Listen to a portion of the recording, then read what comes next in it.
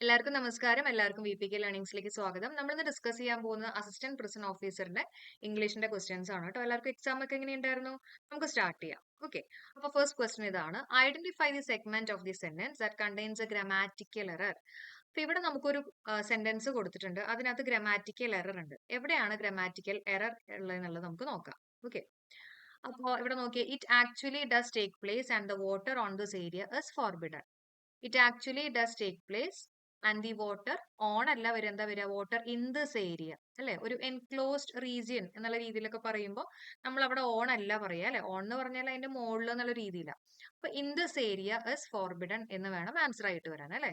അപ്പൊ ആൻസർ എന്താണ്? ആൻസർ ഇട്ട് ഓപ്ഷൻ സി ആണ്. ആൻഡ് ദ വാട്ടർ, ഈ ഒരു പോർഷനിലാണ് മിസ്റ്റേക്ക് വന്നിട്ടുള്ളത് അല്ലെ. And the water on this area എന്നുള്ളതാണ് തെറ്റായിട്ട് വന്നിട്ടുള്ളത്. അടുത്ത് നോക്കാം. Select the most appropriate antonym of the word ഇൻഡിഫാറ്റിഗബിൾ.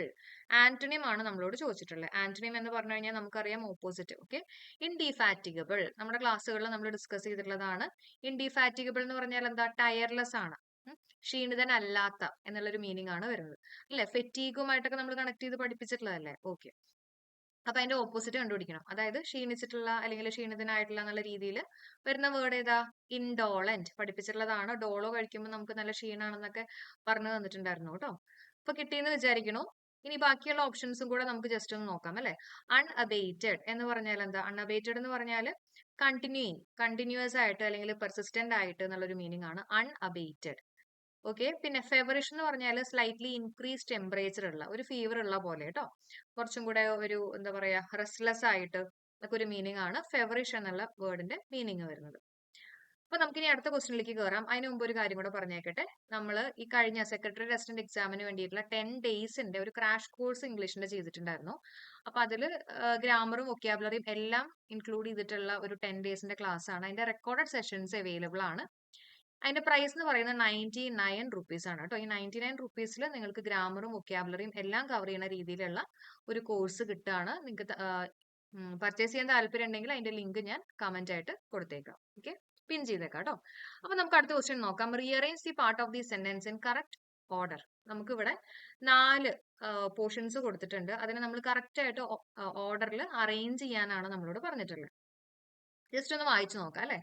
Due to the tsunami of 2004, the coastal regions of Tamil Nadu, the lack of an adequate warning system devastated a large portion of.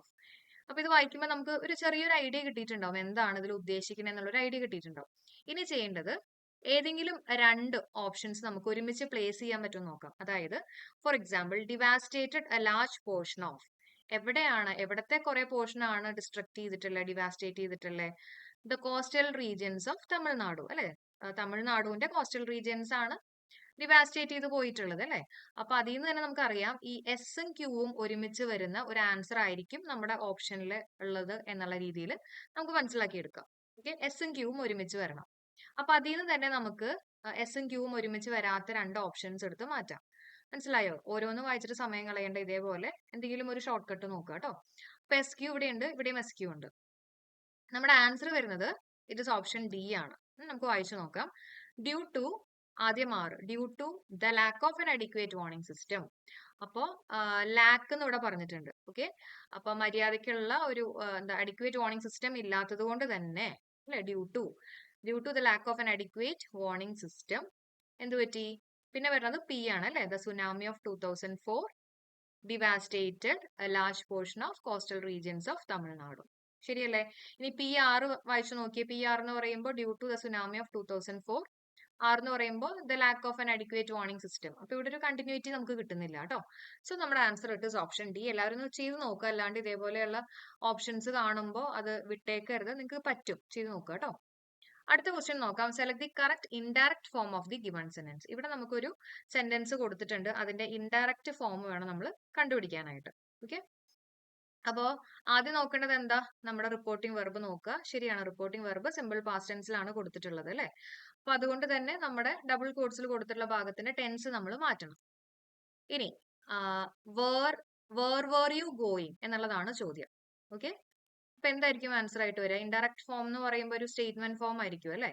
Okay, അപ്പോ past continuous tense എന്തായിട്ട് മാറും? Past perfect continuous tense ആയിട്ട് മാറും അല്ലെ. Past continuous tense past perfect continuous tense ആയിട്ട് മാറും. അപ്പോൾ answer എന്താ വരേണ്ടത്? Answer it is option B. John asked Tina where she had been going. ശരിയല്ലേ? ക്ലിയർ അല്ലേ? ഓക്കെ. അപ്പൊ ഇനി നമുക്ക് അടുത്ത ചോദ്യത്തിലേക്ക് കയറാം. 65ാമത്തെ ചോദ്യമാണ്. ഇവിടെ സ്പെല്ലിംഗ് കണ്ടുപിടിക്കാനാണ്, കറക്റ്റ് സ്പെല്ലിംഗ് കണ്ടുപിടിക്കാനുള്ളതാണ് നമ്മുടെ ചോദ്യം. Answer it is option C ആണ്. അക്വെന്റൻസ് ആണ് അല്ലെ? അക്വെന്റൻസ് എന്ന് പറഞ്ഞാൽ എന്താ? പരിചയമുള്ള എന്നുള്ളൊരു മീനിങ് ആണ് അക്വെന്റൻസ് വരുന്നത് കേട്ടോ. അപ്പൊ അതിന്റെ സ്പെല്ലിംഗ് എല്ലാവരും ഒന്ന് പഠിക്കുക. ഇതിനു മുമ്പും ചോദിച്ചിട്ടുണ്ട് കേട്ടോ. അപ്പോ റിപ്പീറ്റഡ് ആയിട്ട് വന്നിട്ടുള്ള ഒരു ക്വസ്റ്റ്യൻ തന്നെയാണ്. അപ്പൊ അതൊന്ന് പഠിച്ചെടുക്കുക. അക്വെന്റൻസിന്റെ സ്പെല്ലിംഗ് എന്താ വരുന്നത്? ACQUAINT അക്വെന്റൻസ് എന്ന് പറഞ്ഞു കഴിഞ്ഞാൽ പരിചയക്കാരൻ എന്നുള്ള ഒരു മീനിങ് ആണ് വരുന്നത്. ഓക്കെ. പരിചയക്കാരെ കാണുമ്പോൾ നമുക്ക് ടാൻ വരും എന്നൊക്കെ വേണമെങ്കിൽ ഓർക്കാം അല്ലെ? സൺ ടാൻ, നമ്മൾ കുറെ നേരമൊക്കെ വെയിറ്റ് ചെയ്തിട്ട് ടാൻ വരും എന്നൊക്കെ ഓർത്ത് വെക്കുക കേട്ടോ. ഇനി അടുത്ത ചോദ്യം നോക്കാം. If she had taken the medicine she dash better. വളരെ സിമ്പിൾ ആയിട്ടുള്ള ചോദ്യം തന്നെയാണ്. PSCയുടെ ഒരു റിപ്പീറ്റഡ് ആയിട്ട് ചോദിക്കുന്ന ഒരു ടൈപ്പ് ക്വസ്റ്റ്യൻ തന്നെയാണ് അല്ലെ? ഹാഡ് പ്ലസ് V3 ഫോം ഉണ്ടെങ്കിൽ അപ്പുറത്തെ സൈഡിൽ എന്തുണ്ടാവും? ഹാവ് പ്ലസ് V3 ഫോം, ഫ്രണ്ടിൽ ഒരു വുഡ്. ഓക്കെ. ഒരുപാട് തവണ PSC ചോദിച്ചിട്ടുള്ളതാണ്. ഇഫ് കണ്ടീഷനിലെ തേർഡ് കണ്ടീഷൻ ആണ് റിപ്പീറ്റഡ് ആയിട്ട് PSC ചോദിക്കുന്നത്. അടുത്ത ക്വസ്റ്റ്യൻ നോക്കാം. Every school and college dash a library. The students along with their friends dash the library.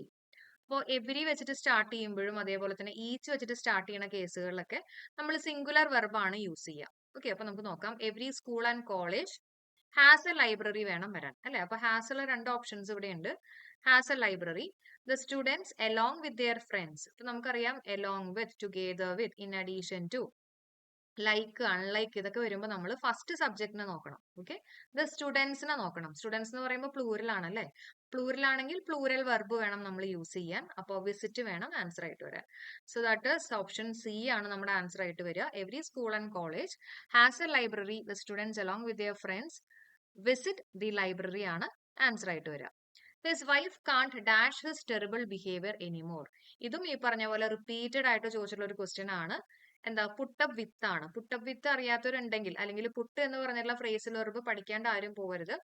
എന്താണ് പുട്ട്? റിപ്പീറ്റഡ് ആയിട്ട് നമ്മുടെ PSC ചോദിക്കുന്നതാണ് കേട്ടോ. പുട്ടപ്പ് വിത്ത് എന്ന് പറഞ്ഞാൽ ടോളറേറ്റ് ചെയ്യുക, tolerate. Okay. His wife can't tolerate his terrible behaviour anymore. Okay. അടുത്ത് നോക്കാം. Find out the compound word. ഇവിടെ നമുക്ക് 3 ഓപ്ഷൻസ് കൊടുത്തിട്ടുണ്ട്. ഇതിൽ ഏതാണ് കോമ്പൗണ്ട് വേർഡ് എന്നുള്ളതാണ് ചോദിച്ചിട്ടുള്ളത്. വേൾ wind, black Smith, black board. Okay. അപ്പൊ ഇത് 3 നമ്മുടെ കോമ്പൗണ്ട് വേർഡ് ആണ് കേട്ടോ. അപ്പൊ ഓൾ ഓഫ് ദീസ് എന്നുള്ളതാണ് ആൻസർ ആയിട്ട് വരിക. Have the whip hand means what? Whip hand എന്ന് പറഞ്ഞാൽ എന്താ? വിപ്പ് എന്ന് പറഞ്ഞാൽ എന്താ? നമ്മുടെ ചാട്ടവാറാണ്. അപ്പോൾ കയ്യിൽ ചാട്ടവാറൊക്കെ ഉണ്ടെങ്കിൽ എങ്ങനെയായിരിക്കും?